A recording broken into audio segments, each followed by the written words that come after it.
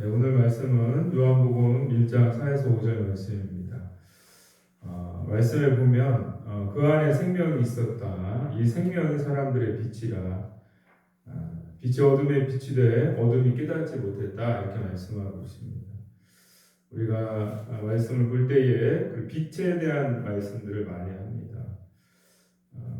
빛은 바로 말씀 안에 있다. 이렇게 오늘 말씀에서 이야기하고 있습니다.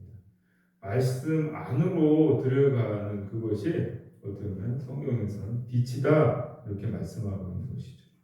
그러면 반대로 말하면 말씀 밖은 빛이 아니라 어둠인 거죠. 그래서 빛이라는 것은 단순히 말씀을 얘기하는 게 아니라 말씀이 내 안에 내가 말씀 안으로 들어가는 것을 빛이라고 얘기를 하는 것이죠. 우리가 뭔가를 밥을 맛있는 거를 먹고 싶고 어디를 또 가고 싶고 아무리 소리를 듣고 생각하고 있다고 해서 그것이 내게 되어지지 않는 것이죠. 벽에 걸린 호랑이는 아무리 무서워도 종이 호랑이는 우리를 해치지 못합니다. 그런 것처럼 말씀이 우리 안에 아무리 있어도 우리가 말씀 안으로 들어가서 말씀의 세계 속으로 말씀 안으로 들어간다라는 거잖아요. 그렇죠? 말씀의 세계 속으로 우리가 들어가지 못하면 그 말씀은 우리에게 빛이 되어지지 못합니다. 창세기 1장 3절에 하나님이 가라사대 빛이 있으라 하시니 빛이 있었다. 이렇게 창세기 시작을 그렇게 얘기하고 있죠. 이 빛으로 빛 속으로 들어가는 그것이 성경에서 말하는 창조다 이렇게 얘기하는 것입니다. 여러분이 한번 생각해 보시기 바랍니다. 오늘까지 여러분이 살아오면서 주일 이후에 여러분이 생활하시면서 빛된 생활을 했는지 아니면 빛과 관계없이 말씀 밖의 생활을 했는지를 우리가 생각해 보면 우리가 빛 안으로 말씀의 안으로 들어갔을 때 그것을 빛이라고 얘기하는 것이지 그 말을 들었다고 해서 우리는 빛에 들어가지 못합니다. 우리는 빛 밖에 있는 어둠일 뿐인 것이죠. 창세기 1장 2절에 보면 땅이 혼돈하고 공허하며 흑암이 깊음 위에 있고 하나님의 신은 수면에 운행하신다 말씀합니다. 땅은 혼돈과 공허와 흑암임을 얘기하고 있습니다. 우리는 이 세상에는 빛이 없습니다. 이 세상에서 아무리 세상에 어떤 방법이 있다 할지라도 그것은 우리의 빛이 되어줄 수 없습니다. 하나님이 보시기에 이 세상은 혼돈과 공허와 흑암이다. 작게는 내 안에는 하나님의 빛이 없음을 얘기하고 있습니다. 나는 빛이 아니라는 것이죠. 쉽게 이야기해서 여러분 스스로 여러분을 살릴 수 없다는 거예요. 다르게 말하면 여러분이 스스로 배부를 수 없잖아요. 여러분 스스로 숨을 쉬는 게 아니라 공기가 있기 때문에 숨을 쉬는 것이고 양식을 먹을 때 내 안에서 힘이 나고 살 수 있는 힘이 생기는 거지 하나님의 말씀 안으로 들어갈 때 우리의 이 어둠이 걷히고 우리가 빛된 생활을 하는 것이지 성경에서 말씀하시는 이 말씀 안에 있다라는 그 이야기 속에는 마치 물고기가 물 밖에 있으면 살 수가 없듯이 사람은 이 말씀 안에서 살아야 될 것을 이야기하고 있다는 것이죠. 물고기가 물 속에 있을 때 그게 생명이잖아요. 그죠?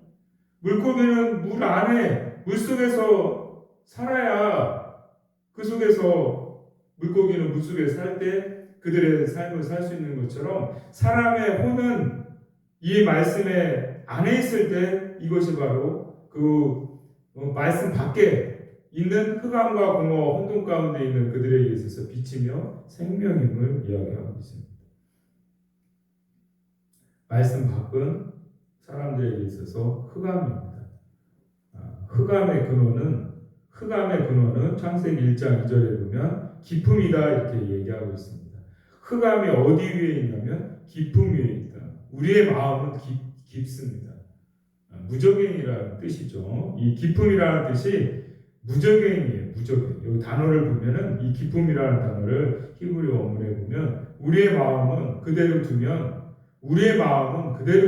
기쁨 가운데 가라앉을 수밖에 없고 그 상태 가운데 있는 우리들은 바로 기쁨이 우리 안에 있기 때문에, 무적용이 우리 안에 있기 때문에 우리는 혼돈이고 공허고 흑암일 수밖에 없다, 이렇게 얘기하고 있습니다.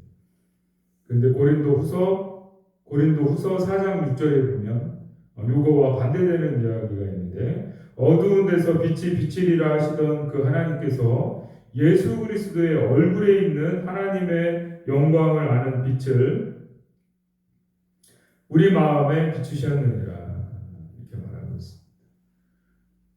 우리의 얼굴은 혼돈과 공허와 흑암인데, 예수 그리스도의 얼굴에는 빛이 있다, 이렇게 얘기를 하고 있죠. 예수 그리스도의 얼굴에는 예수 그리스도가 빛을 발하고 있는 것이죠. 예수 그리스도는 빛을 발한다면 우리는 뭘 발하는 존재들이냐면 어두움을 뿜어내는 존재라는 거예요. 우리는 왜 그러냐? 우리 안에 뭐가 있기 때문에? 기쁨이 있기 때문에. 이 기쁨에, 이 무적행에 사자가 있음을, 그게 사막이고 멸망이고 무적행에 사자가 있음을 우리가 계시록 볼 때에 아바돈으로서 우리가 살펴본 바 있습니다. 그런데 예수 그리스도의 얼굴에는 바로 빛이 있음을 이야기하고 있습니다. 요한복음 8장 12절에 예수께서 또 일러 가라사대 나는 세상의 빛이니 나를 따르는 자는 어두움에 다니지 아니하고 생명의 빛을 얻으리라 말씀하고 있습니다. 예수께서 바로 말씀 안에 있는 생명이며 그 세상의 빛임을 말씀하고 있는 것이죠. 우리가 말씀 안에 생명이 있다. 그래서 말씀 안으로 들어간다라는 건 무엇이냐면 바로 예수와 동행하는 것을 얘기하는 것이죠. 그렇죠? 나를 따르는 자는 어둠에 다니지 아니하고 생명의 빛을 얻으리라. 말씀을 우리가 본다고 하면서도 예수와 함께하지 않고 말씀과 동행하지 않는 삶은 어둠인 거예요. 그렇죠? 그 안으로 들어가지 않는데 나는 끝까지 말씀 밖에 있다고 한다면 우리가 그게 어떻게 비칠 수 있겠습니까? 한번 생각해 보세요. 우리의 삶이 말씀 안에 있는 삶인지 말씀 밖에 있는 삶인지를 우리가 고민해 볼 필요가 있다는 것입니다. 5절에 빛이 어두움에 비치되 어두움이 깨닫지 못하더라, 이렇게 시작을 합니다. 이 말씀 안에 있는 빛을 말씀 안으로 들어오라고 지금 이야기하고 있는데, 빛이 우리 어두움에 비치고 있는 거잖아요. 우리 속에 비치고 있는데 어두움이 깨닫지 못해요? 깨닫지 못하더라, 이렇게 얘기하고 있습니다. 깨닫다라는 말은 이게 우리가 뭔가를 알아듣는 거잖아요. 말 그대로 내가 자각하는 거예요. 뭔가를 몰랐던 것을, 그리고 잘못해왔던 어떤 것들을 회개하는 거죠. 어떻게 보면 깨닫는 거예요. 몰랐던 것을 깨닫는 거예요. 내가 요 깨닫다라는 말을 또 이렇게도 얘기합니다. 요한복음 1장 11에서 12절에 보면 자기 땅에 오매 자기 백성이 영접지 아니하였으나 영접하는 자, 그 이름을 믿는 자들에게는 하나님의 자녀가 되는 권세를 주셨다, 이렇게 얘기합니다. 깨닫지 못했는데, 깨닫지 못하는 삶 속에서 처음에는 깨닫지를 못하는 것이죠. 깨닫지 못했는데 이 깨닫는다라는 말은 다른 말로 하면 뭘로서 여기 표현하고 있냐면 영접했다, 이렇게 얘기하고 있습니다. 여러분 예수를 그리스도로 영접하셨습니까? 영접해야 되는 거죠. 영접한다라는 것은 그분과 함께 뭐 하는 거예요? 모든 순간순간을 동행하는 거예요. 물고기가 물 밖에 있는 게 아니라 물 안에 있는 것처럼 우리가 말씀 안에서 살아가는 거예요. 그 안에서, 그런데 쫓아가는데 그 안에는 못하겠다, 힘들다, 물속에서 물고기가 물한테 고맙다, 그렇게 하고 살진 않지만 물 안에 있는 것처럼 우리가 말씀 안에서 잘하든 못하든 기도하고 또 못할 수도 있죠. 그렇지만 또 기도하고 또 말씀 보고 또 다시 회개하고 또 살려고 하고, 그렇게 하는 것을 말씀 안에서 살아간다고 하는 것이지요. 그렇죠? 그런데 그것이 아니라 아예 내가 모든 순간순간을 그렇게 하고 살지 않는데 어떻게 말씀 안에 있다, 이렇게 우리가 얘기할 수 없는 거예요. 그렇죠? 밥을 깜빡하고 못 먹을 수는 있지만 하루 종일 안 먹고 일주일을 안 먹고 오늘날 우리에게 일용할 양식을 달라고 일용할 양식을 달라고 기도했는데 기도하라고 마태복음 6장에 나오잖아요. 오늘날 우리 일용할 양식을 달라고 기도를 하라고 했는데 일용할 양식이 아니라 도대체 말씀을 먹으며 생활한 지가 언제인지가 기억이 안 난다면 그걸 영접했다고 이야기할 수 없다는 것이죠.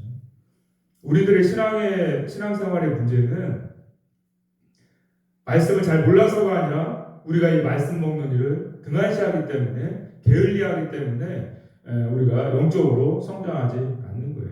양식이 없어서도 아니고 양식이 나쁜 양식도 아니에요. 그런데 내가 내 삶 속에서 무엇을 하지 않는 거냐면 영접지 않는 거예요.